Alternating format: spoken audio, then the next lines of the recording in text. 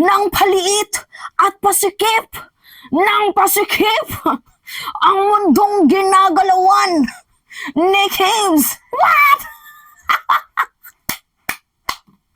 So ngayon nga guys, meron po tayong mainit-init na balita. Kasi guys, alam nyo naman ata kahapon no, na permado na po. Ito, pinakamatinong ginawa ha, ni Senate President Juan Miguel Zubiri kahit napipilitan siya. So, pinirmahan na nga po kahapon ni Senate President itong arrest order. Itong warrant of arrest para dito kay Kibuloy. Dahil nga sa kadahilan ng ginawa naman daw po nila ang lahat, nagkaroon na nga din po ng back channel talks, hindi pa din sumipot sa Senado itong si Apollo Kibuloy. So, sa matinding masusing pag-aaral ni Senate President, at the end of the day, yun na pirmahan niya nga po guys, itong arrest order, warrant of arrest na request ni Senator Risa Hontiveros. Abay, sa gitna po guys ng problema niya, dahil nga yun na nga po guys, aarestuhin na siya, may warrant order na. Abay, ito pa guys, sumabay pa sa kanyang problema. Shabay! So ito guys yung sabi, Kibuloy charged with non-bailable human trafficking case in Philippine court. Nako po, mabigat to. Sabay-sabay. Diba? Imagine guys no, may warrant of arrest doon sa sa Kamara, may warrant of arrest doon sa Senado. Tapos meron pang kaso na isinampa itong Department of Justice doon sa Pasig Court. Naku po, saan ka pupulutin tapos non-bailable pa ito? Matindi-tindi. Tumira ng tres itong si Kibuloy. Ayun, pasok. Wanted sa korte. Alam nyo guys, yung kaso doon sa Senado at sa Kamara, yung arrest order na yun, weeks lang yan. Kapag mahuli itong si Kibuloy, i-detain lang naman yan. Itong si Pacquiao doon sa detention center hanggang sa maganap na ang hearing para makasipot siya, para maka-attend nang sa gayon masagot itong mga di umano'y aligasyon sa kanya. And after that, 'di ba, tapos na yung hearing doon sa Senado or dito sa Kamara kasi dalawa yung kanyang dalawa yung kanyang papupuntahan kasi nga pinag-aagawan siya, 'di ba, ng Senado at ng Kamara. So ngayon, either mauuna yung yung Senado or either mauuna yung Kamara, depende sa dalawa, tingnan na lang natin. Pero yung pinaka-message dito, after po ng hearing doon sa Kamara or sa Senado, after nun wala na po. Hindi na po huhulihin si Kibuloy kasi napasipot na siya at nasagot na yung mga tanong sa kanya. Pero ngayon guys, ito kasi, yung korte, yung Department of Justice, may isinampang kaso dito kay Kibuloy. So, meron kasi siya guys 3 kinakaharap na kaso, which is yung sexual abuse, yung pagmamaltrato ba, and qualified human trafficking. Yung dalawa, bailable to. Pero dito sa qualified human trafficking, pag napatunayan na siya po ay kwalipikado, 'di ba, qualified nga sa human trafficking, non-bailable to. Pero pwede pa siyang makalaya for the meantime, mag-bail sila, hindi natin alam kung magkano, habang dinidinig pa ang kaso. And pag napatunayan na guilty siya, then lifetime imprisonment po ito. 'Di ba? Kasi guys, last week sa mga hindi po nakakaalam, na i-content ko na to sa inyo no, na itong si Kibuloy nakitaan po ng probable cause doon sa dismiss na kaso doon sa Davao City. So 'di ba yung kaso niya nung 2018 if I'm not mistaken or 2019 na binasura ng DOJ doon sa sa Davao nung nireview ni Department of Justice Secretary Boying Remulla, nakitaan nila ng probable cause. And finally, natupad na din po ang hiling ni Kibuloy at ang hiling ng mga kapwa niya attack dogs na kung may kasalanan daw, dalhin sa korte. So ito na yun guys. Sabi nga nila, your wish is my command. Diba? So ngayon nga, nakitaan ng probable cause ang dismiss na kaso doon sa Davao prosecutor. So ngayon guys, nung pagka-open nila, diba nakitaan ng probable cause, abay sinampa na po doon sa korte. Kasi last week guys, nakitaan pa lang po ng probable cause, hindi pa naman sinasampa ang kaso. So ngayon, inilakad na nga po ni Department of Justice Secretary Boying Remulla, and ayun, nasampa na po yung kaso sa kanya doon sa Pasig Court. So ngayon, ito yung balita. Panoodin muna natin guys Pasig Regional Trial Court. Ito. Panood lang muna natin. Ng warrant of arrest ang Senado laban kay Pastor Apollo Kibuloy. Bukod po dyan, patong-patong na kaso sa korte ang isinampa laban sa kanya. Nasa frontline na balitang yan si Elaine Fulgencio. Sinampahan na ng Davao City Prosecutor's Office sa Kingdom of Jesus Christ leader Pastor Apollo Kibuloy. Naharap si Kibuloy at iba pa niyang kasama sa kasong sexual abuse, pangmamaltrato at qualified human trafficking. Inihain ng Davao City Prosecutor's Office ang kaso sa main office ng DOJ na inendorso naman ng Justice Department sa Pasig City Court. Ang mga kasong isinampa sa Davao City ay may piyansang 180,000 pesos para sa sexual abuse at 80,000 pesos naman para sa pagmamaltrato. Pero kung mapatunayang guilty ang pastor sa qualified trafficking, non-bailable ito o walang piyansa. Habang buhay na pagkakakulong at multang hanggang 5 milyong piso ang posibleng parusa. Yan guys. Yan po yung sabi doon sa balita. Pero anyway guys, no, this is a good news for us. Kahit naman kasi papaano, yung justice system natin is working naman. 'Di ba? Not unlike nung panahon ni former President Duterte na kung sino yung matipuhan nilang patahimikin, kakasuhan, and yun na nga, hindi makalaya-alaya kasi ginagapang nila. But itong ating administrasyon ngayon, without execution, hinahayaan niya na gumana ating justice system, hinahayaan niya lahat ng bagay, and nakikita natin na wala siyang kinakampihan, wala siyang tinatawag na sala sa init, sala sa lamig, 'di ba? Nakikitaan natin na kahit papaano, there's a breathing room sa administrasyon ni President Marcos. So ngayon nga guys, kung mapatunayan siyang guilty at nagkaroon ng warrant of arrest, hindi niya pwedeng gawin yung ginagawa niya sa Senado na hindi siya a-attend kasi korte na nga po ito. So ngayon guys, basahin natin The embattled doomsday preacher Apollo Kibuloy has been charged with a non-bailable case of human trafficking at the Pasig City Court. The Department of Justice, DOJ, said on Tuesday, March 19. So kahapon po ito guys. Actually kahapon nabasa ko na tong balitang to. Gabi ito nilabas tong balitang to. Pero sabi ko, gawan ko siya ng content kinabukasan na. Kasi nakaapat na ako na content kahapon. Anyway, sabi pa dito, the next step is for the Pasig Court to determine if there is basis to issue a warrant of arrest for qualified human trafficking under Section 4A of Republic Act 9208. So guys, kaya nasabing qualified human trafficking, and kaya nasabing non-bailable ito and lifetime imprisonment kasi nga minor de edad itong kanyang tinitirada.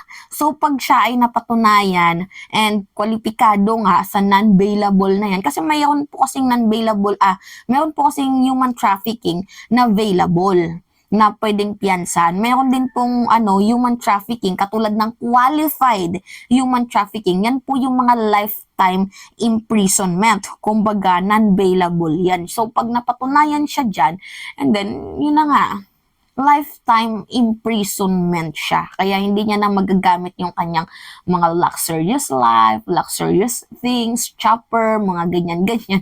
Kaya nga, sino ba naman ang hindi maiiyak dyan, no? Diba? Luxurious things, luxurious life, hindi mo na magagamit. Diba? So anyway, dapat din sana yung ari-arian at kayamanan ni Kibuloy paimbestigahan din sa AMLAC. Anyway, sabi pa dito, while Kibuloy can evade the summon of the Senate citing his constitutional right, he cannot evade a court warrant that requires strict compliance. O yan ang sinasabi ko sa inyo guys, na kung kaya niyang balibaliwalain, balibalintungin, or hindi siya sumipot sa summon, sa warrant order, sa arrest warrant, sa cite and contempt, doon sa Senado or doon sa Kamara, pag ang korte na po nag-issue ng warrant, hindi niya po pwede itong i-evade dahil napaka-stricto po ng compliance ng korte. So, malaking insulto at pambabastos po ito. Although, malaking insulto din at pambabastos yung ginawa niya sa Senado, pero mas napakalaking insulto po kapag ginawa niya ito sa korte. So, sabi dito, otherwise, he will be declared a fugitive. The Senate secured the number to issue its own arrest warrant earlier on Tuesday, which can be enforced. However, under their contempt powers, they can only detain a subject for as long as their inquiry lasts. Yan yung tinutukoy ko sa inyo guys, na itong arrest warrant kay Kibuloy, hindi po ito matagalan na makukulong si Kibuloy. So, itong arrest warrant na to, pag mahuli siya and kinabukasan nagkaroon ng Senate hearing, after ng hearing, nakalaya na siya. Pwede na siyang makalaya. Pero dito, sa korte, kapag nagkaroon ng warrant of arrest at na-issuehan na siya na ito yung kaso niya, guilty siya, hindi na po siya makakalaya. Kasi nga, non-bailable po itong kaso na qualified human trafficking. Pwede siyang makapagpiyansa doon sa sexual abuse, pwede siyang makapagpiyansa doon sa issue niya sa pagmamaltrato, pero dito sa qualified human trafficking, abay hindi po. 'Di ba? So, talaga nga namang patong-patong at shabay-shabay. Ano yung kanta ni Tony? Shabay-shabay tayo. I am titanium. Shabay-shabay. Yan po yung kanta ni Tony. Naalala ko lang nung panahon ng election kung saan nabash itong si Tony Gonzaga. Anyway, the DOJ spokesperson Miko Calvano said the charge were filed in Pasig on Monday, March 18, and that separate charge for child abuse were filed at Davao City Court last week. Clavano said prosecutor recommend 180,000 bail for sexual assault against children and 80,000 bail for maltreatment against children. Which is yan po guys, yung pinapalo, yung pinapalimos niya. Bakit 80,000 lang, no? Dapat higher. Diba? Much higher. Ganon. So, these were complaints initially junked by prosecutor during the Rodrigo Duterte government, but reversed through a petition for review as approved by Justice Secretary Jesus Crispin Remulla. So, yung mga kaso niya na yan, guys, if you will remember, dismissed po doon sa Davao prosecutor. So, yung kaso niya na child abuse, yung maltreatment, yung human trafficking, 'di ba? Mga dismiss po yan. Pero nga, dahil sa iba na po yung administrasyon natin ngayon, ni-review po nila.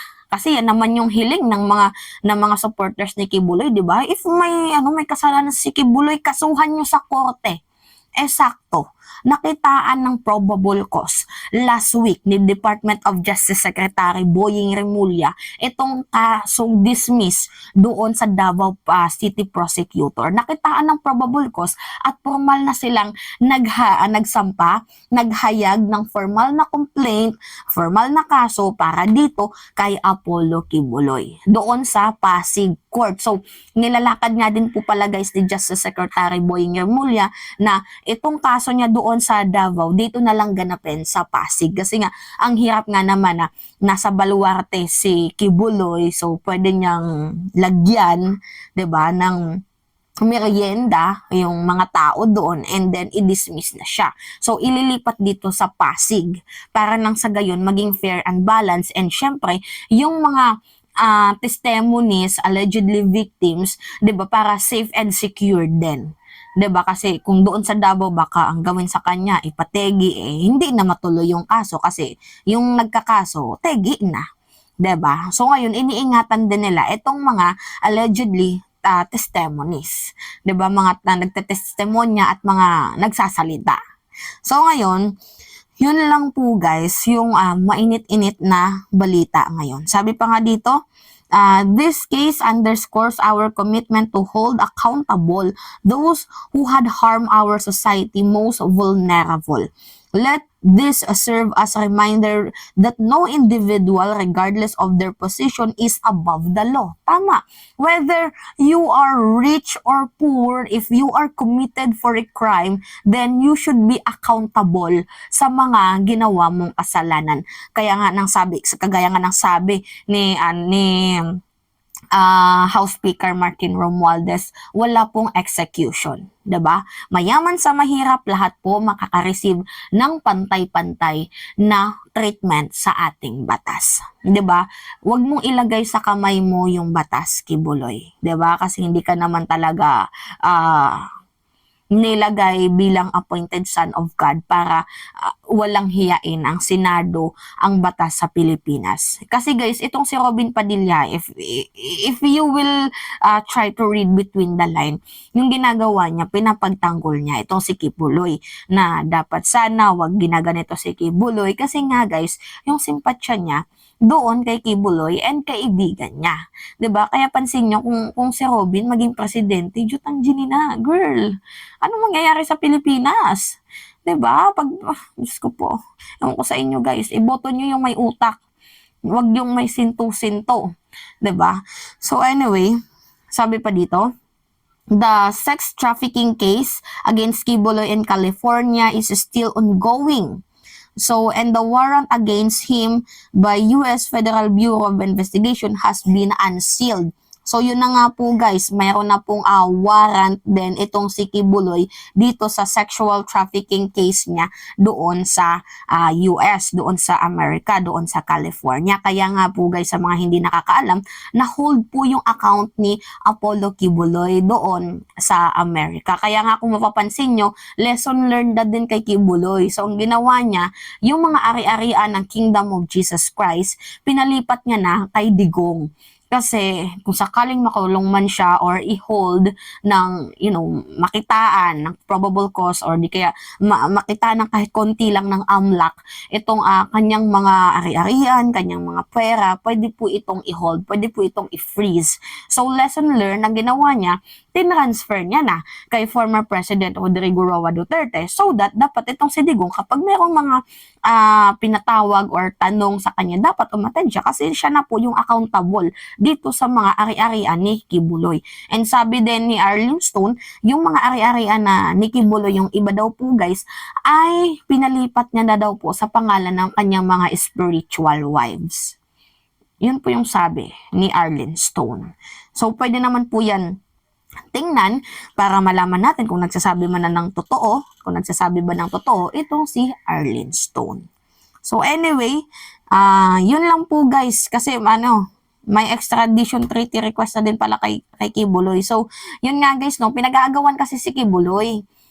Itong si Kibuloy, pilir ba, pinag-aagawan daw siya ng mga kababaihan, where in fact, ang nag-aagaw sa kanya, yung PNP, yung Interpol, yung US Federal, yung PNP natin, yung Kamara, tapos Senado, tapos ngayon yung Korte. Ang dami, talaga nga naman, pinag-aagawan nitong si Apollo Kibuloy. Panis, di ba? Tumira ng press. Ayun, wanted sa US. So anyway guys, it's me again, si Mima Alicia Nyot, nagbabalik ulit para sa ating panibagong video.